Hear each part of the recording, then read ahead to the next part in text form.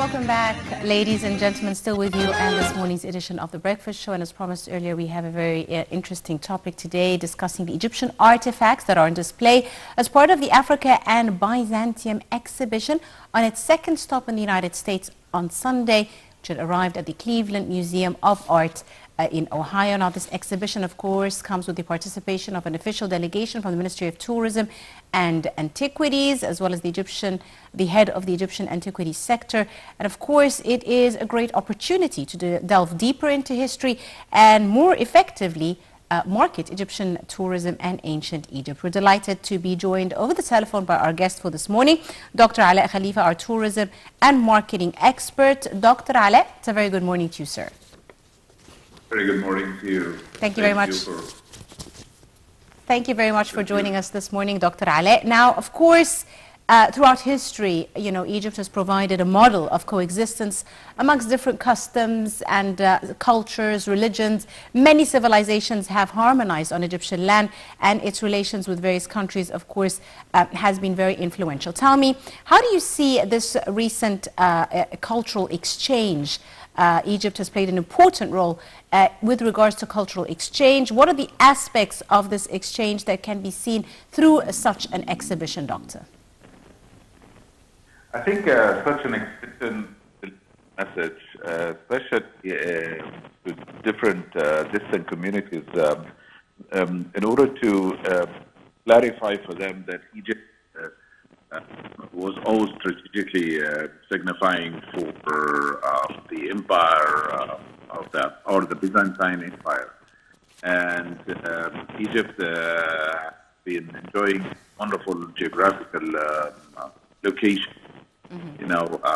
Crossroads between different West North Africa, the Mediterranean. Also, Egypt location was major importance in all major trade routes. So, military existence. Most of the campaigns that went in the past time went to Egypt. Egypt was also playing a powerful power during the Byzantine time. So when we showcase these facts to others, it enhances the positioning of Egyptian culture, and also counter a little bit to Afrocentric in the United States that Byzantine culture comes us from doesn't it come from Egypt. Also, it highlights that Egypt is the center of Christianity, as Alexander was one of the 5 patriarchs of the church. Also, it was an Christian theology and learning, and where most of the students Alexandria. Also, Egypt is the center of monasticism. Also, highlight all of these things. It's always a cradle of Christian monasticism, and especially showcasing this in a country where majority are Christians, and it really highlights the importance of the country. Absolutely, Dr. Alaa. There is another thing also for showing all of these different artifacts. Yes. It highlights something very important, is that we have had art and picture innovations. We had textile and crafts. We had, inventions of religious artifacts as well. It's so many options were showcased in this exhibition that really brings awareness to the American society. It steers the ambition and also the need to go and discover these things that are on reality. Absolutely, Dr. Alaa. Could you tell me a bit about some of the most important artifacts participating from the Egyptian side and being displayed at the museum? Of what I've known of my knowledge that I've been exposed and also published by the Ministry of Antiquities, most of the artifacts are from the Byzantine times, which means 2nd, 3rd century, 3rd century AD, and it shows textile and craft, and also it shows different Coptic art, iconography, and also what we call today the church architecture. We also showing very versions of Bible in there. We're showing mix between Byzantine times or early Christian era and the pre-Christian era. So we have a mix of different artifacts. These different artifacts will draw the attention of media that shows that Egypt has been opposite of Christianity, from which Christianity has spread out to the world. One of the things also that we are focusing on, I think, in this exhibition is to show that versions of biblical scripts also have been found in Egypt. It also focuses on showing how this was the major center for discovering Africa later on. And as I said before, the being carefully chosen to highlight this era, the Byzantine era. Indeed. Dr. Alaa, now the head of the Ancient Egyptian Antiquities section of the Supreme Council of Antiquities, Dr. Ayman Ashmawi, highlighted Egypt's role in fostering cultural exchange through such an exhibition and invited Americans to explore Egypt's rich heritage by visiting this traveling exhibition, which will be at the Cleveland Museum running through till the 21st of July. Let me ask you, Dr. Alaa, how do you see such exhibitions as marketing campaigns as well, you know, whetting the tourist appetite to come to Egypt and see much more of our heritage and our cultural riches? Well, I think it's the first thing in promoting a destination is to promote its culture. And I think rising need, not only in the U.S., but in the rest of the world, for discovery, cultural discovery, for cultural engagement. Yes. And the cultural promotion that such exhibition presents serves to promote Egyptian culture and history and raising awareness and interest in visiting Egypt itself.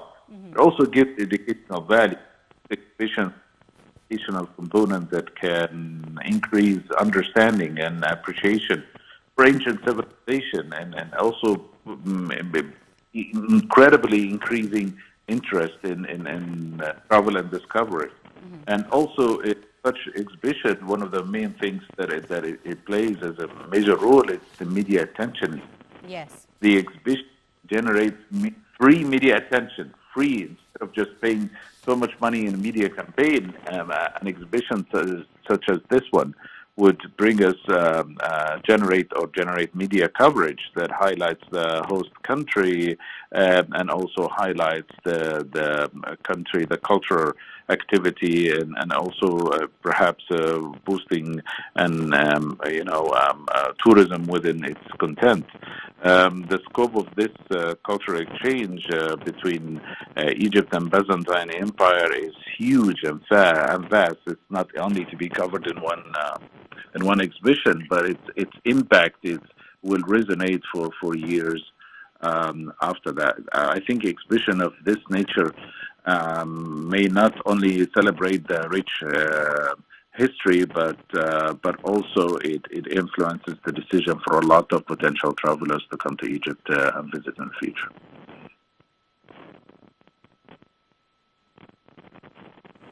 Italy, England and Germany, the exhibition, of course, serves as a testament to global cultural exchange. Could you tell us a bit about, the participation of the other countries? What goes into it? We're talking about 160 pieces of secular and religious art, out of which around 11 are from Egypt. How do you see the coordination and the scale of such a cultural collaboration? Of course, it's, when you bring a lot of artifacts from various cultures, you show how was the trade exchange between these cultures. And as I said again, Egypt has always an economical center for a lot of African countries. Egypt has been always a pivot center in order to exchange trade, because it has been a naval power, it has been a military power during the Byzantine time. It has been the major point for trade routes. And when you bring all of these different artifacts that pinpoint together all this kind of cultural routes, it shows how this center is the where it starts, where everything begins. And it coordinates with our message that history where it starts in Egypt, and that's where everything begins. Bringing various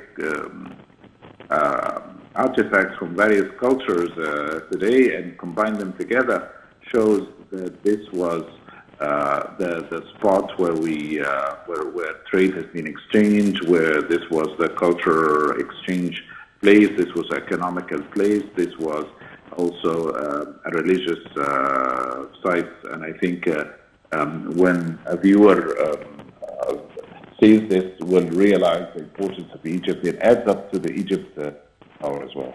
Absolutely.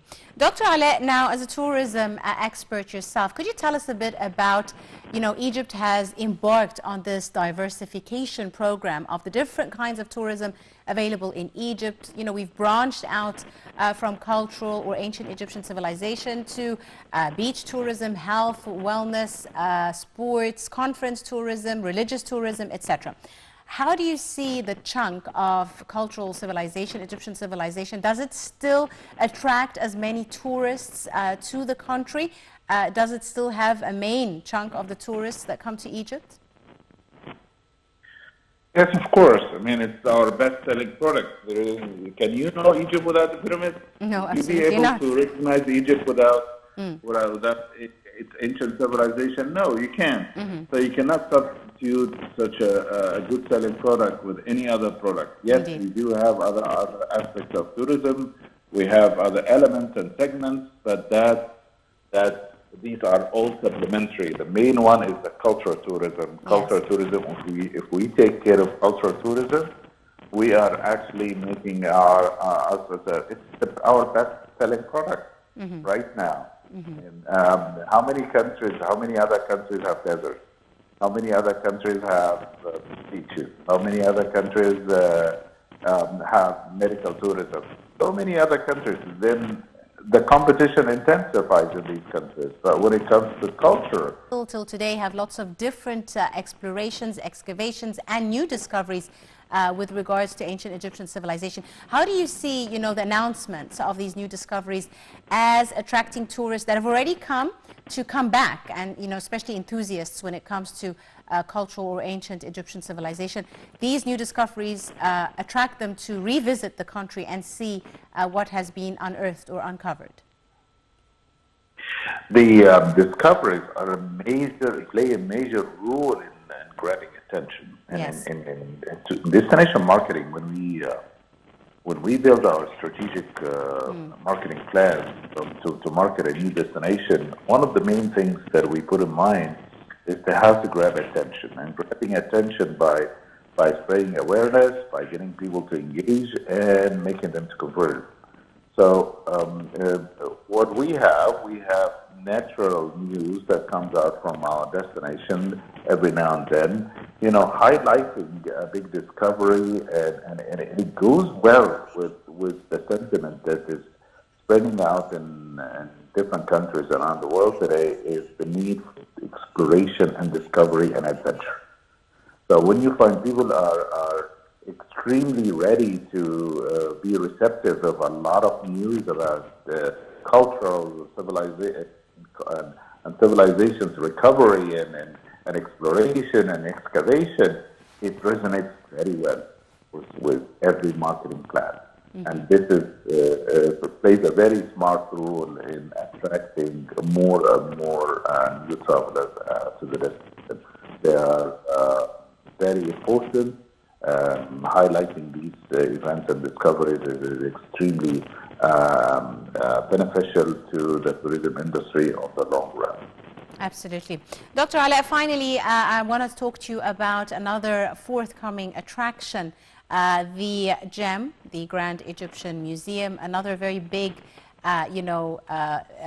event that will happen with its inauguration very soon, and a great attraction, which is really a treasure for all enthusiasts when it comes to ancient Egyptian civilization. How do you see the gem as another major attraction for tourists and visitors to Egypt? I think the museum will be a point of, or a focal point of interest for a lot of travelers coming to Egypt. Even started like almost 2 years ago, people start asking when we will be able to see the museum. So I think, as far as I know, the opening time will be next May, right? And I think it's very important to have similar projects that highlight, or major projects that highlight the Egyptian civilization on a vast scale. And I think this iconic museum is going to boost the travel industry. The location of the museum is also a very strategic location. It's right next to the pyramids in an area between two cities. It's also the museum is highlighting different areas in a different way. The exhibition order is amazing. The overall cost of the museum, 1.2 billion, US dollar. It's a big event for media coverage, and I think that the exhibition of Tutankhamun, the new exhibition over there, is grabbing a lot of attention. Indeed. The way how even visiting the museum doesn't take even 1 day. It takes a few days to cover. I think we've done a good job. I think it's about time to open the museum now. It's about time to present it to the rest of the world. No matter what the events are around us, I think a lot of people are anticipating this opening ceremony. I think only we have to announce it where exactly the time so people can start planning. Yes.